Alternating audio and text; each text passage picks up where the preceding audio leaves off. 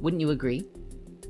Now, along with all of these ancient discoveries and the revelation of our distant past, there is also the conversation of the Richat Structure, sometimes called the Eye of the Sahara or Heart of Feathers in Arabic, which is commonly believed by many today to be a remnant of Atlantis. There's actually some pretty strange coincidences about it that have led many people today to assume the connection. You see, in his writings, Plato explained that the central city of Atlantis was sectioned into 3 rings, each with a large moat of water between them. And this is what draws many people to believe the Richat structure to actually be Atlantean remnants. For as we look at it from space, it really does appear almost exactly like Plato's account. But there's a little bit more to the theory than just looking similar. In a nutshell, according to Plato, the first king of Atlantis was known as Atlas, who divided his kingdom among his brothers and eventually created the vast empire that occupied much of the known world. But get this, according to the legends of the Berber people, who today live in Northwest Africa, they also have a mythical founder king who, you guessed it, was also called Atlas. Granted, there's not much to suggest they are the same person, and even Atlas of Mauritania is partly folklore, but according to reconstructed maps based on Herodotus's writings a while before Plato, some say he placed Atlantis in the same region right below the Atlas Mountains in Morocco.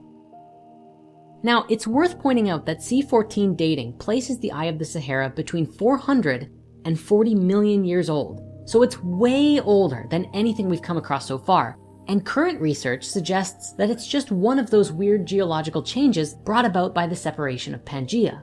But what if it actually was an even older remnant of Atlantis? If we look back to Plato's account, he actually gives us some pretty good descriptions of what the environment and surroundings of Atlantis looked like. He tells us that the islands were larger than ancient Libya and Asia Minor combined, although this may be speaking to its power level, and that the Egyptians described Atlantis as an island consisting mostly of mountains in the north and a huge plain in the south. He also says that the Atlanteans dug a great canal to the sea, and alongside the bridges carved tunnels into the rings of rock so that ships could pass into the city. Now, if we look at the Richat structure, we can see that it has an opening, canal-shaped shaft to the south, which matches Atlantis' description of connecting to the sea. Further, a 2011 study seemed to indicate that carbonate within the breccia, bits of sedimentary rock, were created by low-temperature hydrothermal waters. The eye also has mountains to the north, again, just like Plato said, which potentially have evidence of ancient rivers around them, as well as being situated on a huge open plain. Really, the surrounding mountain shapes and steep drops are uncanny resemblances to the description. What's more, geologically, the surrounding area is apparently full of red, black, and white colored stones, which Atlantis was said to have a lot of. Archaeologically speaking, the Richat has huge amounts of Archeolian and pre-Archeolian artifacts present along the northwest of the outer ring. It really is a mystery how these early Stone Age artifacts got here, as neither recognizable midden deposits nor man-made structures have been recognized.